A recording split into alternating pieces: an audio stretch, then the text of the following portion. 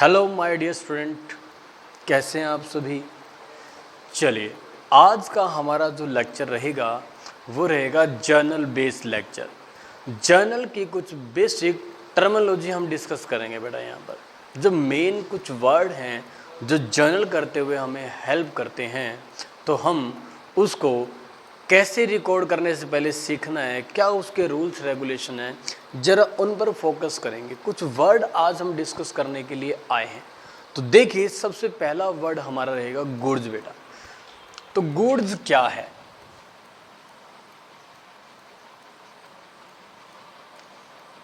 सबसे पहली बात, गुड्स वो प्रोडक्ट है, यानी goods is a dealing product बेटा। डीलिंग प्रोडक्ट यानी कि हम इस प्रोडक्ट में डील करते हैं। डील मतलब इसको खरीदते हैं, बेचते हैं, हमारा बिजनेस है, हमारा काम है। जैसे कि पेंट की दुकान है, तो पेंट वो पीछे से खरीदता है और आगे बेचता है, तो पेंट उसके लिए क्या हो जाएगा? गुड्स हो जाएगा बेटा। रेडीमेड गारमेंट्स की शॉप है, जो ड्रेसेस वो लेके आते हैं वो उनके लिए गुड्स हो जाएगा, वो एक उनका डीलिंग प्रोडक्ट है बेटा। तो डीलिंग प्रोडक्ट को ही हम क्या बोलते हैं? गुड्स। तो गुड्स, क्योंकि सबका डीलिंग प्रोडक्ट अलग अलग होता है, तो गुड्स सबका अलग अलग है। कार मैन्युफैक्चरिंग कंपनी है, तो वो कार को क्या करते हैं? सेल करती हैं, या मैन्युफैक्चर करके सेल करती हैं। तो कोई बात नहीं, मैन्युफैक्चर होके सेल हुआ, सेल कार हुआ, मैन्युफैक्चर भी कार हुआ, तो इट मीन क्या है बेटा? वो कार उनके लिए डीलिंग प्रोडक्ट है। बाइक बनाने वाली कंपनी बाइक बेचती है, बनाती है, तो बाइक उन्हीं के लिए डीलिंग प्रोडक्ट है। तो जो किसी भी बिजनेस का डीलिंग प्रोडक्ट होगा वो गुड्स कहा जाएगा। किसी भी दुकानदार जो काम कर रहा है, उसकी दुकान में जो सामान रखा है वो सारा डीलिंग प्रोडक्ट है, यानी वो सारा गुड्स है। पहली बात बेटा, ठीक है। तो गुड्स क्या है? Those things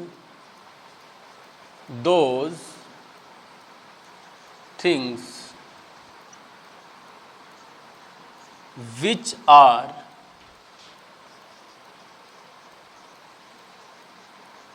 purchased for resale. देखिए बेटा, जो भी सामान हमने दोबारा बेचने के लिए खरीदा है उसका रीसेल होना जरूरी है। तो वो हमारे लिए क्या बन जाएगा? वो हमारे लिए बन जाएगा बेटा गुड्स। पहली बात, ठीक है। अब गुड्स से रिलेटेड दो महत्वपूर्ण चीज, वेरी इंपॉर्टेंट थिंग्स, वो क्या है? देखिए बेटा, तो हम एक वर्ड यूज करते हैं परचेज बेटा। परचेज एक स्पेशल वर्ड है बेटा, very very very special word. तो it is a special term which only use when we buy, खरीदना, buy goods। जब हम गुड्स खरीदेंगे तभी ये वर्ड यूज करेंगे बेटा। अब मैं इसको जरा आपको क्लियर कर देता हूं। क्या लिखा गया? स्पेशल वर्ड है बेटा, स्पेशल टर्म है। किसके लिए यूज होती है? जब हम गुड्स खरीदेंगे, बाय करेंगे। क्या बाय करेंगे बेटा? गुड्स बाय करेंगे। जब जब गुड्स बाय किया जाएगा उसी को परचेज कहा जाएगा। खरीदारी तो हम और बहुत सारी करेंगे बिजनेस के अंदर, वो सभी परचेज नहीं कही जाएगी। इसका मतलब ये है। तो परचेज उसी को कहा जाएगा जब आप गुड्स खरीदोगे बेटा। तो गुड्स खरीदने के लिए ही यूज करना है आपने परचेज। इसके बारे में आगे भी और बातें जानेंगे। मैं दो एग्जाम्पल से आपको इसको क्लियर करवाता हूं। डिफरेंस समझना बहुत जरूरी है। तो यही हमारे बेसिक्स हैं बेटा, इन पे काम करेंगे तो हमारे लिए जर्नल बहुत ईजी और अंडरस्टैंडेबल हो जाएगा। समझ में आकर के आप उसको सॉल्व करोगे, क्रैम करके नहीं करोगे। चलिए, अब देखिए हमने लिखा इधर, अब उसको मैं क्लियर करता हूं। दो एग्जाम्पल्स मैं आपको देता हूं। एग्जाम्पल, तो यहां पर हमने क्या किया? परचेज गुड्स ऑफ ₹1,00,000, 1,00,000 रुपए का हमने गुड्स खरीदा, 1,00,000 रुपीज का गुड्स। देखो वर्ड क्या आ गया, गुड्स। तो जब हम इसको लिखेंगे इसी चीज को, क्योंकि हमें पता लग गया गुड्स खरीद रहे हैं हम, तो इसको हम परचेज से डिनोट करेंगे। यहां पर बोट भी वो यूज कर सकता है, ये तो हम हमारी एक क्या है, एक्टिविटी का नाम है बेटा। तो यहां पर इस परचेज की वजह पता क्या लिख सकता है वो लिख सकता है यहां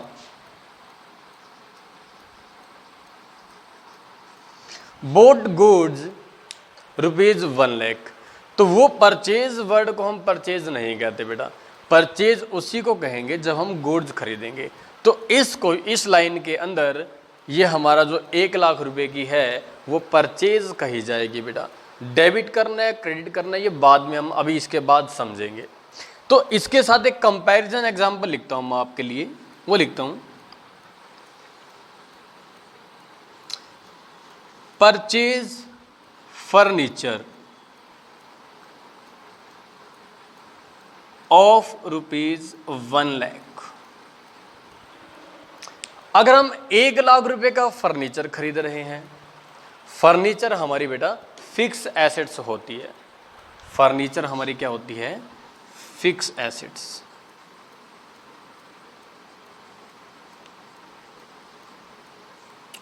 सो जब हम फर्नीचर खरीदेंगे तो उसको परचेज नहीं कहेंगे, हम उसको फर्नीचर के नाम से रिकॉर्ड करेंगे।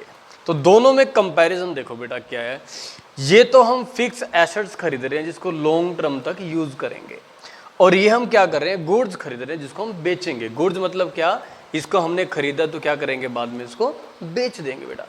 तो डिफरेंस समझो बेटा, जरूरी है। तो इन दोनों में से परचेज किसके लिए यूज किया जाएगा, आपने अभी पढ़ा, परचेज सिर्फ हम किसके लिए यूज करेंगे बेटा, परचेज हम गुड्स के लिए यूज करेंगे।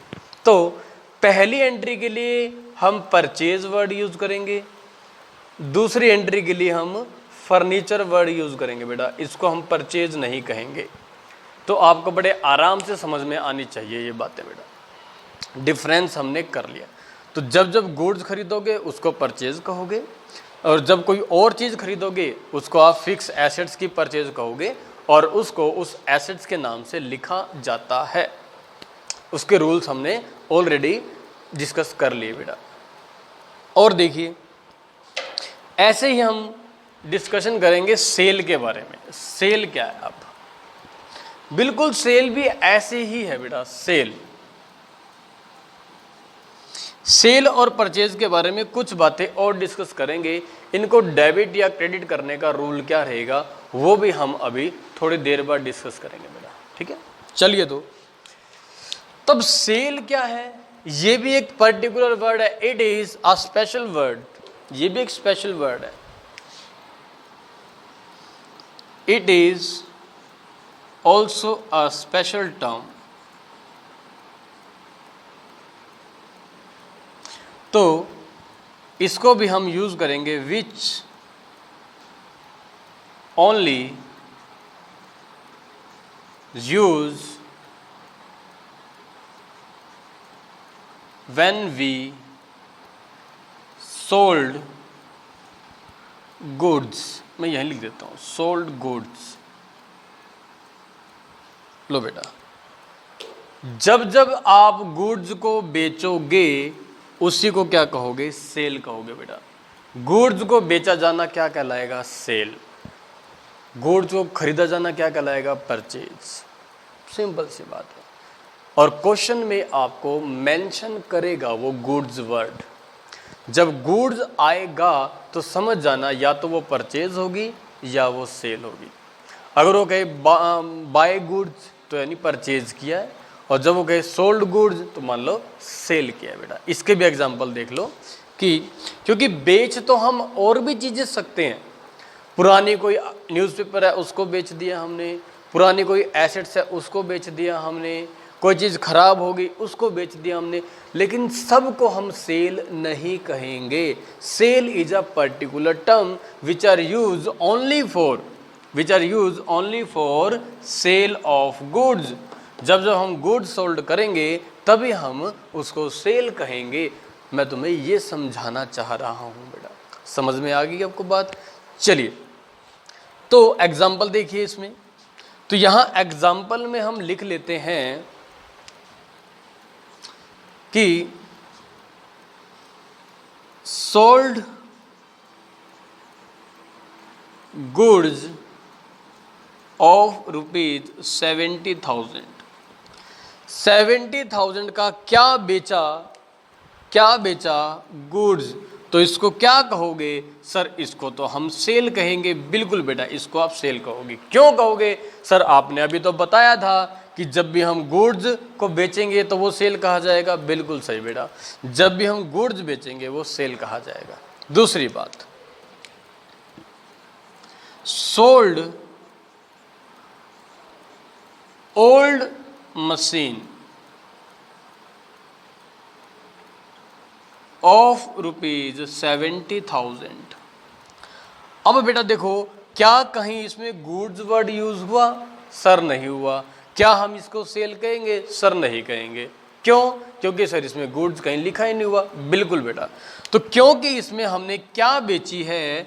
पुरानी कोई मशीन बेची है बेटा, और मशीन हमारी एसेट्स होती है, गुड्स नहीं होती।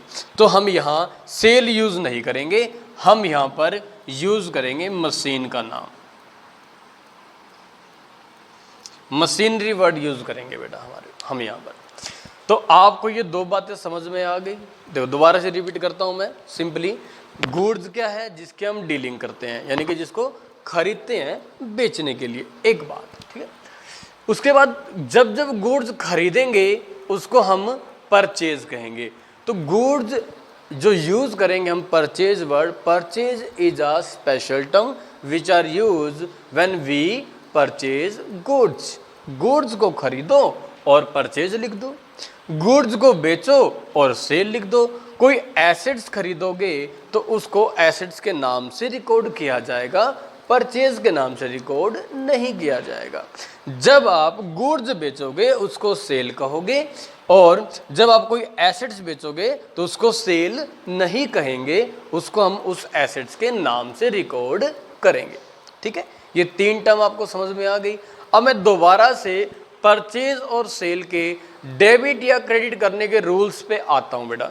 तो मैं आपको जर्नल करवाने से पहले काफ़ी चीज़ें सिखा दूंगा कि आप जर्नल पे जब जाओगे तो आपको पहले से काफ़ी चीज़ें पता होंगी, किसको डेबिट करोगे किसको क्रेडिट करोगे, आप ऑलरेडी पता होगा आपको, तो लिखना बड़ा आसान हो जाएगा आपको। फंडामेंटल रूल भी हमने पढ़ लिए। रूल्स जितनी बार देख सकते हो, समझ सकते हो, समझो, उतना बेनिफिट है आपका। इन दो चैप्टरों पे फोकस कर लो, जर्नल पे और रूल्स पे, और आपका आगे का सारा काम बड़ा आसान हो जाएगा बेटा। ठीक है, क्योंकि सारी चीज़ें हमारी डेबिट क्रेडिट ही चल रही है आगे। तो चलिए अब हम दो वर्ड यूज़ करेंगे, परचेज सेल, और देखेंगे किसको डेबिट किया जाएगा किसको क्रेडिट किया जाएगा। और मुझे सिर्फ एक बात लिखनी है यहाँ पर, आप खुद भी बता दोगे सर इसको डेबिट करेंगे और इसको क्रेडिट करेंगे। तो एक बात मैं लिख देता हूँ बेटा, परचेज को माना जाता है हमारा एक्सपेंस। खरीदारी करेंगे हम तो वो तो खर्चा ही होता है। खरीदने हम बाजार में जाते हैं, पैसे ना लगते हो तो हम कुछ भी खरीद लें, खर्चा ना होता हो तो हर चीज़ हमारे पास होती, क्योंकि हमें पता है खरीदने पर पैसा खर्च होता है, परचेज करने पर पैसा लगता है, एक्सपेंस होता है बेटा। तो हम इसीलिए सारी चीज़ें नहीं खरीद पाते। ठीक है, तो परचेज हमारा क्या होता है? एक्सपेंस होता है बेटा। और एक्सपेंसेस आपको पता है डेबिट होते हैं क्रेडिट होते हैं। तो रूल वाइज तो आपको पता है सर हम एक्सपेंसेस को तो हमेशा डेबिट करते हैं। बिल्कुल बेटा, तो एक्सपेंस आपके होंगे डेबिट, यानी परचेज को हमेशा डेबिट किया जाएगा बुक्स के अंदर। परचेज को हमेशा डेबिट किया जाएगा बुक्स के अंदर। क्यों किया जाएगा? रीजन लिख दिया, because purchase treated as expense. Purchase को हम क्या मानते हैं? हमारा एक्सपेंस मानते हैं बेटा, इसीलिए हम इसको क्या करते हैं? डेबिट करेंगे। ठीक है, अब इसकी बेसिक सी बातें और जान लेते हैं हम। देखिए सबसे पहली बात इसके लिए क्या रहेगी? सबसे पहली बात, परचेज ऑफ गुड्स, बेटा देखो दोबारा लिख रहा हूं, परचेज ऑफ गुड्स, गुड्स की परचेजिंग को ही परचेज कहते हैं हम। So purchase of goods treated as expense, क्या मानते हैं हम इसको, एक्सपेंस मानते हैं इसको। और so rule of nominal account, rule of nominal account बेटा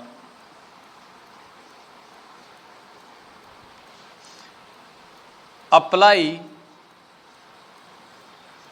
ऑन परचेज, बेटा परचेज अकाउंट पे नॉमिनल अकाउंट का रूल अप्लाई होगा, ठीक है। और नॉमिनल में एक्सपेंस को क्या करते हैं हम, तो नॉमिनल अकाउंट क्या कहता है, सो purchase always debited in books of account, या जर्नल लिख दो या बुक्स ऑफ अकाउंट लिख दो। बुक्स ऑफ अकाउंट में परचेज हमेशा क्या किया जाएगा बेटा, परचेज हमेशा डेबिट किया जाएगा। रीजन पता लग गया क्यों करना है, क्योंकि ये हमारे लिए एक्सपेंस है और एक्सपेंस को हम क्या करते हैं, डेबिट करते हैं। अब देखिए तीसरी बात इसके लिए क्या है, परचेज में भी डेबिट और कैश और क्रेडिट हो सकता है, परचेज में बी ऑन कैश, आप नगद में भी खरीद सकते हो, और ऑन क्रेडिट और उधार पे भी खरीद सकते हो। डज नॉट मैटर कि आप कैश में खरीद रहे हो या उधार पे खरीद रहे हो, परचेज कर रहे हो, किसकी परचेज, गुड्स की परचेज कर रहे हो, तो परचेज बेटा डेबिट ही किया जाएगा। तो परचेज अकाउंट हमेशा डेबिट किया जाएगा, और परचेज हम किसके लिए यूज करेंगे बेटा, गुड्स के लिए यूज करते हैं। फिक्स एसेट्स के लिए परचेज वर्ड यूज नहीं किया जाता। तो होप सो कि आपको परचेज समझ में आ गया। ऐसे ही हमने सेल के बारे में पढ़ना है बेटा। सेल भी क्या है, देखो सेल हमारी इनकम होती है बेटा, सेल को हम क्या मानते हैं, हमारी इनकम। तो देखिए सेल है हमारी इनकम, और इनकम को नॉमिनल रूल के हिसाब से हम क्रेडिट करते हैं बेटा, credit all income and gain, है ना। तो सेल का भी आपको पता लग गया, सेल हमारी इनकम है, तो सेल को हम क्या करेंगे, क्रेडिट करेंगे। तो जब भी आप सेल को बुक्स में रिकॉर्ड करोगे उसको आप क्रेडिट करोगे बेटा। क्लियर आपको ये बात। चलो और देखो, अब सेल के बारे में भी है, यही तीन बातें हैं। नंबर 1 बेटा, सबसे पहले सेल ऑफ गुड्स। फिर से बेटा देखो, सेल हम किसके लिए यूज करते हैं, गुड्स के लिए। Goods treated as income, treated as income. So rule of nominal account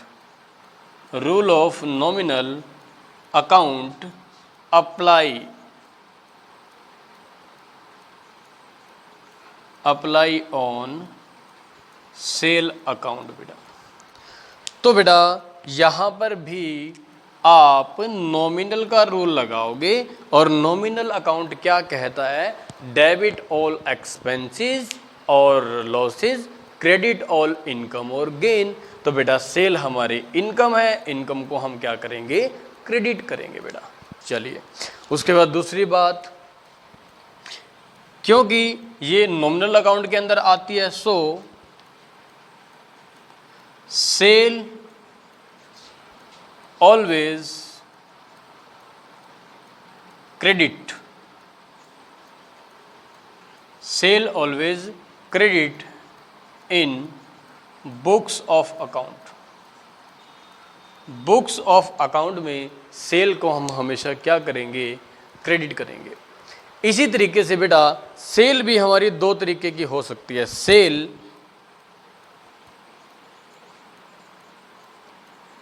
may be on cash और ऑन क्रेडिट। कैश में भी हो सकती है और क्रेडिट में भी हो सकती है। कोई मैटर नहीं करता कि सेल आप कैश में कर रहे हो या आप क्रेडिट पे कर रहे हो। सेल कर रहे हो तो आप उसको क्या कर दोगे बेटा, उसको आप क्रेडिट कर दोगे। एग्जाम्पल बेटा, एंट्री में बाद में कराऊंगा, एग्जाम्पल्स कर लो। एक दो एग्जाम्पल लेते हैं। देखिए यहां लिखा हुआ है परचेज ऑफ गुड्स ₹1 लाख। अब गुड्स वर्ड आ गया तो अब इसको क्या कहोगे, आप इसको क्या कहोगे बेटा, गुड्स आ गया तो ये परचेज हमारा एक्सपेंस है। एक्सपेंस को क्या करोगे, डेबिट करोगे, ठीक है। और उसके बाद लिखा हुआ है number 2 purchase of furniture of ₹1 lakh. अब देखो बेटा इसमें गुड्स नहीं लिखा हुआ, इसमें गुड्स नहीं लिखा हुआ तो आप क्या करोगे, क्या आप इसको परचेज कहोगे, नहीं बेटा। तो ये हमारा परचेज नहीं कहा जाएगा बेटा, क्योंकि क्या खरीद रहे हो आप, फर्नीचर, और फर्नीचर के नाम से रिकॉर्डिंग करोगे तो इस एंट्री में इसके अंदर परचेज वर्ड यूज नहीं किया जाएगा। और सेम ऐसे ही बेटा हम लिख देते हैं sale of goods of ₹1 lakh. Goods खरीदा है तो इसको आप सेल कहोगे। और सेल ऑफ फर्नीचर लिख दें हम, सेल ऑफ फर्नीचर, आपने फर्नीचर बेचा है तो हम इसमें सेल वर्ड यूज नहीं करेंगे बेटा। सो गुड्स से रिलेटेड 2 वर्ड और यूज करेंगे हम। एक का नाम होगा परचेज रिटर्न और दूसरे का नाम होगा सेल रिटर्न बेटा। परचेज रिटर्न और सेल रिटर्न बेटा, इनके बारे में जान लेते हैं। देखिए तो एक एग्जांपल देखो। पहले आपने मुझे ये बताना है आपने कितने रुपए का खर्च किया, साथ साथ सोचते जाना बस मेरे साथ। हमने गुड्स परचेज किया, दुकान पे गए, मार्केट में गए और हमने 1 लाख रुपए की परचेजिंग करी बेटा। तो हमने कितने रुपए का खर्च कर दिया, कितना रुपया खर्च हो गया हमारा, सर 1 लाख रुपए, क्योंकि 1 लाख रुपए का गुड्स हमने खरीद लिया। तो ये हमारा क्या बन गया, ये हमारा बन गया एक्सपेंस। ये क्या बन गया, हमारा एक्सपेंस बन गया। अब दूसरी बात इसके साथ क्या है, दूसरी बात इसके साथ ये कि हमने क्या किया, इसमें से कुछ गुड्स रिटर्न कर दिया, वापस कर दिया। भाई क्यों कर दिया, उसने वो सामान डिफेक्टिव दे दिया हमें। अब डिफेक्टिव सामान को हम अपने पास थोड़ी रखेंगे, क्या करेंगे, दे देंगे वापस। घटिया सामान दे दिया, जो मांगा था वो नहीं दिया, रेट ज़्यादा लगा दिया कुछ सामान का, तो हम क्या करते हैं, गुड्स उठा करके वापस दे देते हैं, ठीक है। तो हमने इसमें से 20,000 का गुड्स रिटर्न कर दिया बेटा। तो हमने खर्च कितना करा था, 1 लाख, और उसमें से 20 का सामान क्या कर दिया वापस। तो हमारा खर्चा कितना रह गया। अगर दुकानदार से आप 1 लाख का सामान लेकर 20 का वापस कर दोगे तो आपका खर्च कितना कहा जाएगा बेटा। अब आपका खर्च 1 लाख का नहीं कहलाएगा, अब आपका खर्च 80 का कहलाएगा, क्योंकि आपने 20 तो वापस कर दिए उसको। तो आपकी खरीदारी नेट परचेज कितने की आई, आपकी नेट परचेज आ गई आपकी 80,000 की, तो आपका एक्सपेंस भी 80,000 ही बनेगा। तो बेटा यहाँ क्या सीखे हम, जैसे हमने गुड्स को रिटर्न किया, कौन से गुड्स को, परचेज किए हुए गुड्स को, तो इसको क्या बोलते हैं हम, इसको बोलते हैं बेटा परचेज रिटर्न। और परचेज रिटर्न होने का इफेक्ट क्या पड़ा, परचेज रिटर्न से हमारा खर्चा कम हो गया, क्योंकि पहले 1 लाख का था, 20 का वापस कर दिया तो 80 का। अब खर्च हमारा कितने का कहा जाएगा, ये आपका नेट एक्सपेंस है। अब ये हमारा नेट एक्सपेंस है बेटा। तो क्या समझे आप, परचेज रिटर्न जो है वो आपके एक्सपेंस को कम कर देती है। ये आपकी रियल आपकी परचेजिंग रह गई। अब तो जब आपकी परचेज कम हो गई, एक्सपेंस कम हो गए, तो बेटा इसको हम रिकॉर्ड कैसे करेंगे। अब समझ में आ गया आपको। तो चलिए बात समझते हैं हम। परचेज क्योंकि हमारा एक्सपेंस होता है, परचेज को हम करते हैं बेटा डेबिट। परचेज को क्या करते हैं, डेबिट बेटा। और परचेज रिटर्न हमारे एक्सपेंसेस को कम कर देता है। तो बेटा डेबिट को कम करने के लिए आपने पढ़ा भी था पहले, डेबिट को कम करने के लिए हम क्रेडिट करते हैं बेटा। तो परचेज रिटर्न हमेशा क्रेडिट की जाएगी। परचेज डेबिट क्योंकि एक्सपेंस है और परचेज रिटर्न आपके एक्सपेंस को कम कर देता है, इसलिए वो क्रेडिट की जाएगी बेटा। यहां पर मैं लिख देता हूं क्यों। ये क्या करती है, इट रिड्यूस द एक्सपेंस, ये एक्सपेंस को रिड्यूस करती है। परचेज रिटर्न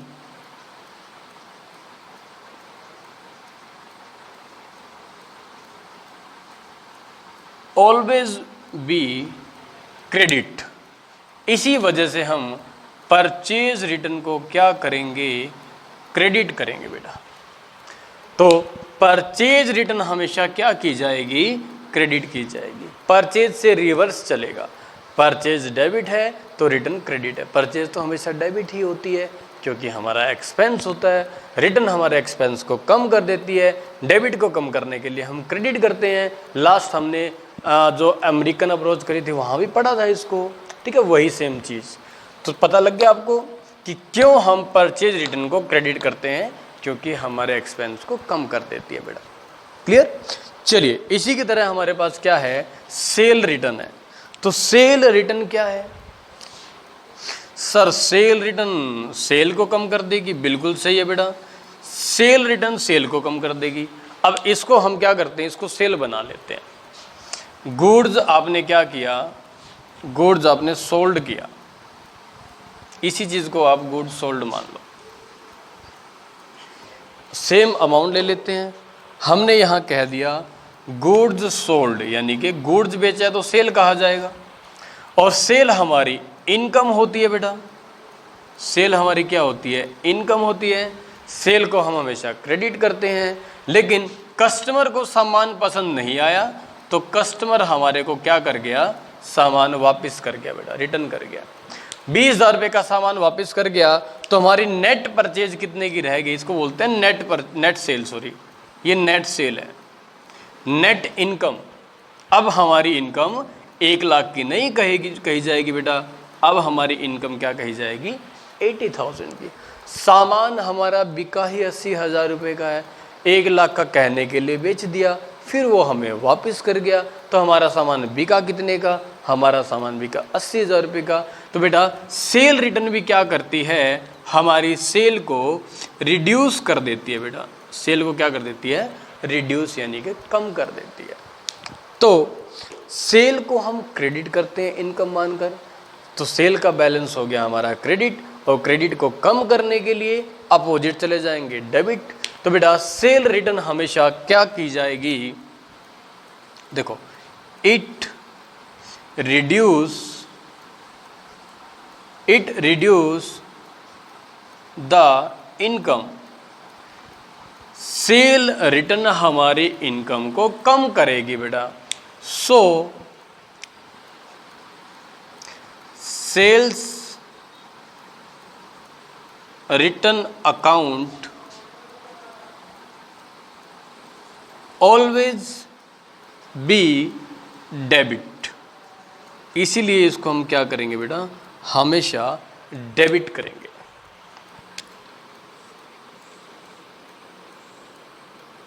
ये हमारे सेल रिटर्न का यूज है। तो ये 4 वर्ड आप बड़े अच्छे से समझो। अगले लेक्चर के अंदर कुछ और टर्म्स है जो हम डिस्कस करेंगे बेटा। इन 4 टर्म्स के अंदर, 5 टर्म्स के अंदर कोई भी आपको दिक्कत आए तो मुझे बताओ, मैं आपको सॉल्व करूंगा। फिर बाद में हम क्वेश्चंस पे चलेंगे। पहले हम ऑलरेडी पक्का करेंगे किस अकाउंट को डेबिट करेंगे, किस अकाउंट को क्रेडिट करेंगे, उनके डेबिट क्रेडिट के रूल्स क्या रहेंगे, फिर हम हमारे जनरल पे चलेंगे। तो कम से कम 1 से 2 लेक्चर और मैं दूंगा आपको, फिर हम हमारी बुक में से क्वेश्चन स्टार्ट करेंगे जो आप बड़ी जल्दी जल्दी करोगे बेटा। तो एक और नाम आपको बता देता हूं इनका। परचेज रिटर्न का एक और नाम है, इसको बोलते हैं, और एक और नाम क्या है इसका, रिटर्न आउटवर्ड बेटा, इसको बोलते हैं रिटर्न आउटवर्ड। तो आउटवर्ड वर्ड लिखा मिले समझ जाना वो परचेज रिटर्न है। और सेल रिटर्न का एक और नाम है रिटर्न इनवर्ड।